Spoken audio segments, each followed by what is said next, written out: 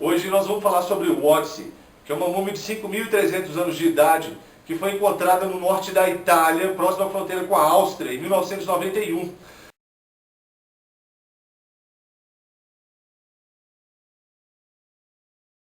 O Otzi viveu na Idade da Pedra, na transição da Idade da Pedra para a Idade do Cobre, ainda na pré-história.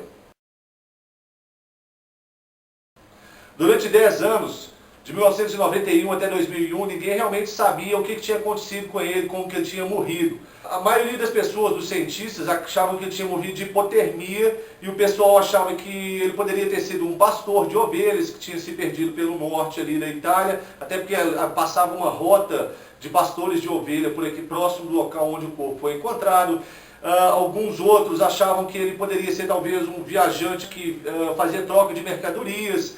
Isso era uma atividade comum, ao que parece, na época também. Outras pessoas chegaram a sugerir que talvez ele fosse um trabalhador ligado à metalurgia, ou seja, ele já estava produzindo alguns artefatos de cobre, porque era o único metal que se trabalhava na época. Tudo isso foram especulações que surgiram durante esses 10 anos, de 91 a 2001. Em 2001, eles submeteram o corpo a uma análise mais moderna, com equipamento mais avançado, e puderam descobrir alguns fatos interessantes aí sobre a morte do Otzi, e puderam concluir de fato, então, como que ele havia morrido. Eles perceberam, através de uma radiografia, de um exame mais preciso radiográfico, que ele tinha uma flecha no ombro esquerdo.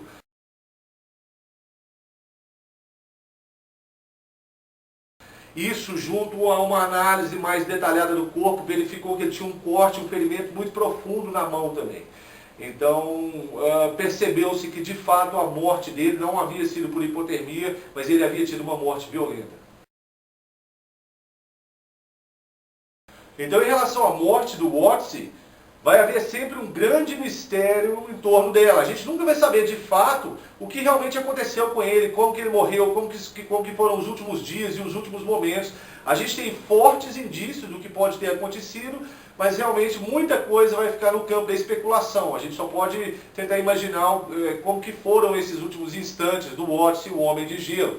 No entanto, exatamente pelo fato do equipamento dele ter sido preservado durante 5.300 anos, a gente consegue ter uma boa ideia do que ele carregava, como que ele carregava, como que era essa relação dele com o equipamento dele.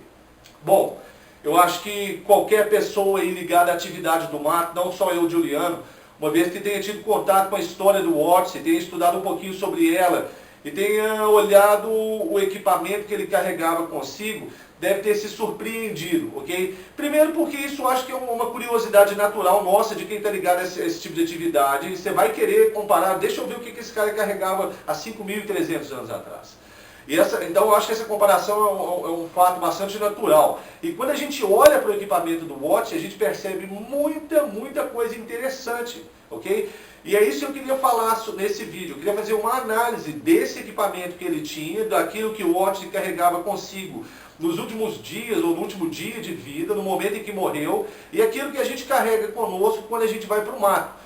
Então, vamos ver como que o Otzi dava conta das necessidades básicas, das prioridades que ele tinha, com que tipo de equipamento, e vamos ver como que a gente trabalha essas mesmas prioridades, essas mesmas necessidades básicas. Porque apesar do Otzi ter vivido há 5.300 anos atrás, a gente está vivendo exatamente agora no começo do século XXI, o organismo humano é o mesmo. É o mesmo corpo humano, com as mesmas necessidades, precisa regular a temperatura interna, você precisa de hidratar, você precisa de alimentação. Então, vamos ver como que ele dava conta dos aspectos ligados à sobrevivência dele com o equipamento primitivo que ele tinha, e vamos fazer uma comparação com aquilo que a gente carrega hoje em dia de moderno, para ver como que a gente lida com isso. Mais tarde vocês vão entender por que eu estou falando sobre esse assunto.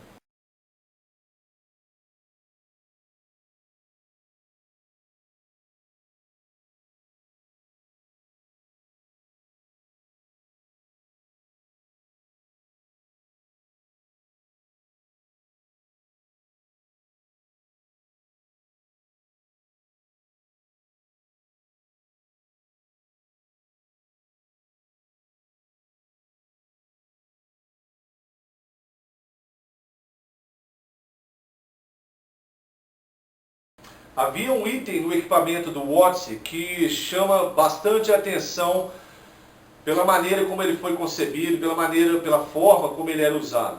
Era o cinto que ele carregava consigo.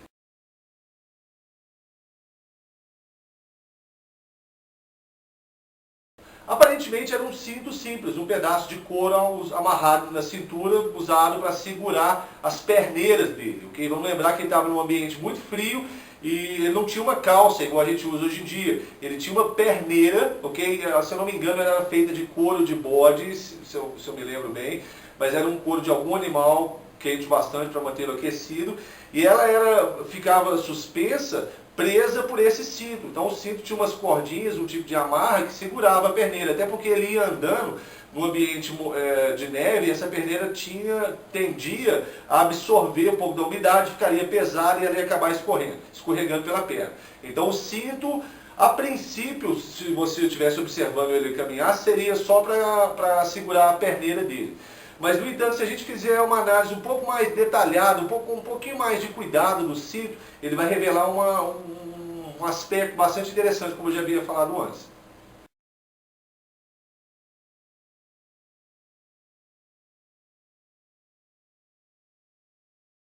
O cinto do Watts, além de carregar a perneira dele, ele funcionava mais ou menos como um kit de sobrevivência.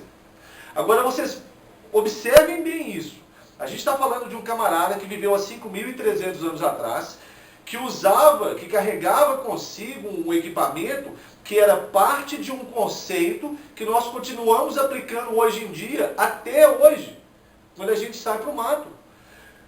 Quem segue os meus vídeos, quem já está vendo o meu canal há algum tempo, já deve ter cansado de ouvir eu repetir e falar aqui que o kit de sobrevivência vai no corpo conosco o tempo todo. Você não vai botar o seu kit de sobrevivência na mochila, deixar ele no carro. Vai estar consigo, junto ao seu corpo o tempo todo. Porque se você se perder, você perder o resto do equipamento, você tem o seu kit. O Watts tinha o kit de sobrevivência dele primitivo, mas estava com ele junto ao corpo o tempo todo, nesse cinto. O cinto era, na verdade, um tubo de couro, mais ou menos como uma pochete, com uma aberturazinha em cima, ok? Por essa abertura havia um laço por onde ele conseguia fechar essa abertura.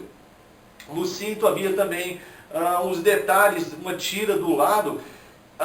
Supõe-se que ela poderia ser usada para prender o equipamento. Eu vou falar sobre isso com mais detalhe daqui a pouquinho.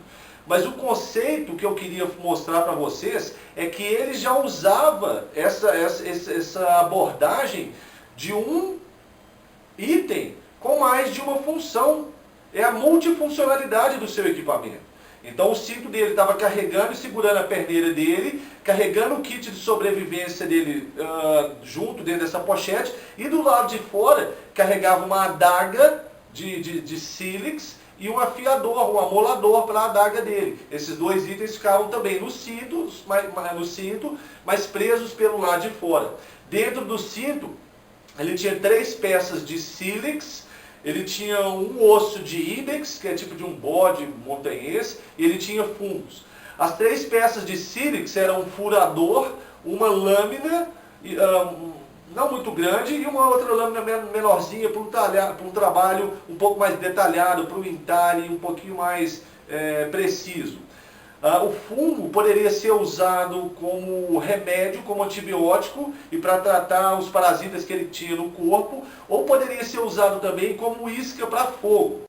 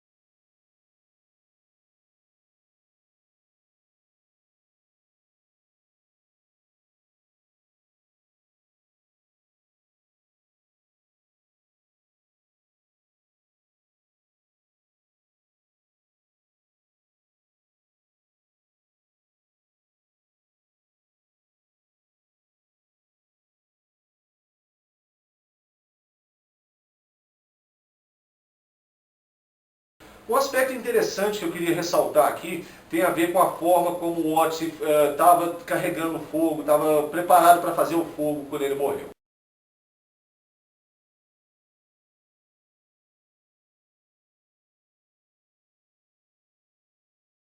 No equipamento dele não foi encontrada nenhuma perita, que seria a forma normal e mais comum de se produzir fogo na época dele. Através do atrito da perita, com um pedaço de sílex, se conseguia uma fagulha e usava um dos fungos que ele tinha como isca para essa fagulha. A fagulha ia aterrissar lá em cima desse fungo, a pessoa soprava aquela brasinha que dava até aumentar essa brasa. Isso aí era a forma primária de se conseguir e se fazer, começar o fogo na época do Odyssey. Então ele não tinha nenhuma perita consigo, apesar de que haviam traços de perita dentro do cinto dele, da pochete de couro dele. Os cientistas fizeram uma pesquisa e essa pesquisa revelou que ele já em algum momento ele chegou a carregar a perita lá dentro para poder produzir o fogo. O que não era o caso no dia em que ele morreu, porque foi encontrado com ele um recipiente de casca de bétula, de madeira, forrado com grama e folha verde, e havia lá dentro desse recipiente forrado com esse material uma brasa viva que ele estava transportando.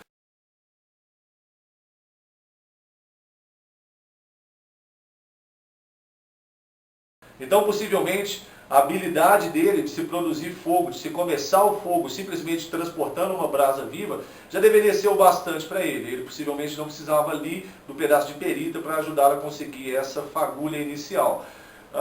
Também isso é uma especulação, de repente ele perdeu essa perita em algum outro momento, a gente não sabe. Mas o fato é que realmente ele carregava, transportava uma brasa viva. Isso é um aspecto interessante porque no nosso curso de sobrevivência, no módulo intermediário, a gente ensina os alunos, a gente faz esse transporte pela mata do fogo sendo transportado em forma de brasa. Os alunos têm que manter essa brasa durante muito tempo, dá para eles uma noção da dificuldade, e foi interessante poder perceber que o Odyssey usava esse método, pelo menos com frequência a princípio, porque era a forma como ele tinha lá para fazer o fogo, né, quando ele morreu. Então, pensando nos aspectos relacionados à sobrevivência, aquelas prioridades que o Odyssey deveria dar conta quando ele estava lá no mato, lá nas montanhas, da região em que ele costumava andar, a gente percebe que ele tinha um correspondente para cada tipo de equipamento que a gente usa hoje em dia. Como abrigo, seria talvez a prioridade número 1 dele lá, de uma pessoa que esteja numa região como aquela, ele tinha, além da roupa de couro de animal que ele carregava consigo, uma capa feita de grama, que era bastante eficiente também. Fizeram reproduções dessa capa depois e perceberam que era um material muito bom, usado para isolamento. Aliás, a grama é um dos melhores, a palha de grama, a palha seca, é um dos melhores materiais que existem para isolamento. É o mesmo material que ele tinha no sapato dele, era todo forrado com esse material de palha e grama seca lá dentro. Era uma estrutura muito boa para ele poder manter o pé dele aquecido, mesmo que ele estivesse no meio da neve, com temperaturas muito abaixo de zero.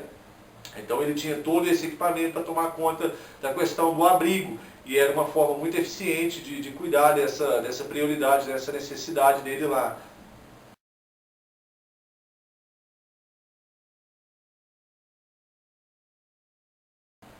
Ele tinha também formas como derreter a neve para conseguir água. Então tinha neve, gelo, onde ele poderia obter água. Então a água ali não seria talvez um grande problema, desde que ele pudesse produzir fogo para derreter essa neve e esse gelo.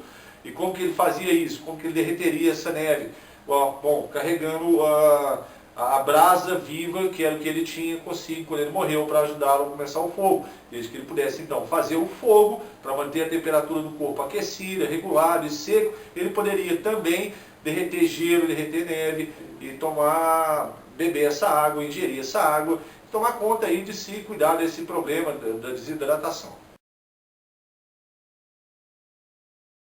No que diz respeito à comida, a análise do intestino dele, do organismo dele, revelou que ele havia feito uma refeição de um tipo de pão com um alimento à base de cereal, havia também carne vermelha e água. Então, isso foi o tipo de alimento que ele ingeriu antes de ir para essa montanha.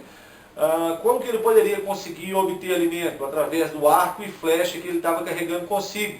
Ele tinha um arco inacabado e flechas também, 14 flechas, só que 2 dessas flechas estavam em condições de uso, estavam prontas para atirar. O resto estava por fazer ainda. Então, se ele terminasse esse material de preparar as flechas e terminasse o arco dele, ele poderia dar conta da questão da comida também, através da caça, obtendo aí uma caça.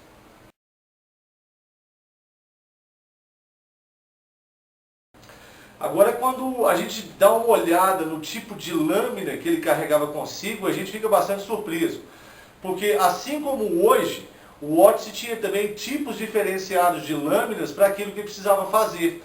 Hoje em dia, quando a gente vai para o mato, aqui no Brasil, por exemplo, a maioria das pessoas vai levar consigo o quê? Um facão ou um machado, vai levar uma faca e, em geral, um canivete, uma lâmina pequenininha. A gente parte do princípio que a gente tem uma lâmina, para uma ferramenta, para um trabalho pesado de corte, que seria o que o facão ou o machado fazem. A gente tem uma faca para corte geral, para tarefa de acampamento. E a gente tem um canivete que a gente pode usar, às vezes, para um entalhe, pode usar para um alimento, ou para um corte talvez um pouco mais detalhado, mais preciso. Isso para não falar nos canivetes multifuncionalidade, tipo canivete suíço. Você tem lâmina grande, lâmina pequena, você tem furador, você tem um tanto de coisa.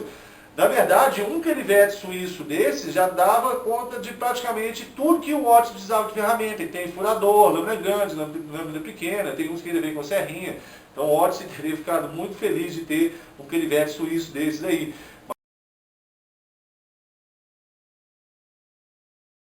Falando sério, as necessidades que ele tinha que lidar com elas no mato eram as mesmas de hoje, como a gente já falou isso. Então ele precisava de lâminas que dariam conta desse trabalho pesado. Ele tinha um machado de cobre. Esse machado eu não vou entrar muito em detalhes sobre ele agora, porque isso ainda vai ficar uma surpresa mais para frente ainda. Mas esse machado de cobre, ele não funcionava da mesma forma como o machado hoje em dia, vocês já viram aí. Então ele tinha também a faca. Essa faca poderia ser usada para descamisar um animal, para cortar carne, para preparar o fungo, preparar a isca de fogo dele. Era uma faca que era usada de uma forma bastante diferente como a gente usa hoje em dia. Você não vai fazer batone, você não vai bater naquela faca, você não vai usar ela como arma para espetar alguém, porque a lâmina dela é muito pequena, não tem... o tamanho dela não é bom o suficiente, não é grande o bastante para penetrar na roupa, ela só dá para cortar alimento mesmo, processar isca para fogo, esse tipo de coisa. Ele tinha essas outras lâminas de sílex menores que ele poderia fazer um entalhe, às vezes um tipo de corte mais detalhado, mas era mais ou menos isso que ele carregava. Interessante a gente observar que na parte de fora do cinto você tinha, como já mostrei, você tinha a adaga de um lado, a faca de um lado, e do outro você tinha um afiador, que era a peça de madeira com o osso lá no meio, que vocês já viram aí também, que ele usava para lascar a beirada da ponta de flecha, a ponta da adaga, da faca dele, e o material que ele estivesse lascando, para colocar um fio, restaurar um fio, vamos dizer assim, o corte nessas ferramentas. Então ele tinha lá aquele lascador de pressão, que é o nome dessa ferramenta. Hoje em dia, na maioria das minhas facas, junto ao kit de sobrevivência da faca, eu carrego sempre uma limazinha, porque a gente vai usar essa faca, esse instrumento, essa lâmina no meio do mato durante um tempo, e certamente ela vai perder o fio, ela vai ficar cega. Então você precisa de pelo menos ter uma lima, uma forma de manter o fio da sua faca trabalhável. Não precisa ser aquele fio super violento que você deixa em casa, quando você está com todo o seu equipamento de amolar, mas um fio pelo menos que dê conta do trabalho que você vai precisar fazer no meio do mato, e você consegue, numa boa, com uma lima dessa pequenininha, se você carregar junto ao seu kit, junto à sua faca, junto à sua bainha. E o Odyssey novamente seguia esse conceito. Ele tinha junto ao cinto de sobrevivência dele, o equipamento, além da faca, uma forma de retocar o fio da sua faca. E isso é algo bastante interessante se a gente parar para pensar, porque continua sendo, como eu já havia falado antes, um conceito que é aplicado hoje em dia ainda, basicamente para todo mundo que vai no meio do mar. Então o Odyssey também dava conta aí de reparo do seu equipamento, com essa agulha que ele tinha. Hoje em dia nós temos agulhas de aço, mais uma vez sempre faz parte do meu equipamento, do meu kit de sobrevivência, do meu kit de bushcraft, umas 2 ou 3 agulhas grandes para trabalho pesado, com um cordão encerado, uma corda de nylon resistente. Eu gosto de usar o cordão encerado e vou falar para vocês, várias vezes eu já precisei desse material para consertar equipamento no meio do mato. é um NA que está descosturando, um cantil que está soltando, você precisa de uma mochila que está rasgando, você precisa muitas vezes de ter uma forma de restaurar, de consertar, de dar manutenção no seu equipamento, na sua roupa. E isso não é uma novidade também não. Então, como a gente já está falando aí, há 5.300 anos atrás, o Odyssey, esse camarada já ia para o meio do mato com uma agulha de osso para consertar o equipamento dele, consertar a roupa dele, exatamente como a gente faz hoje em dia, quando a gente pensa num tipo de agulha e linha resistente para colocar junto ao nosso equipamento de sobrevivência.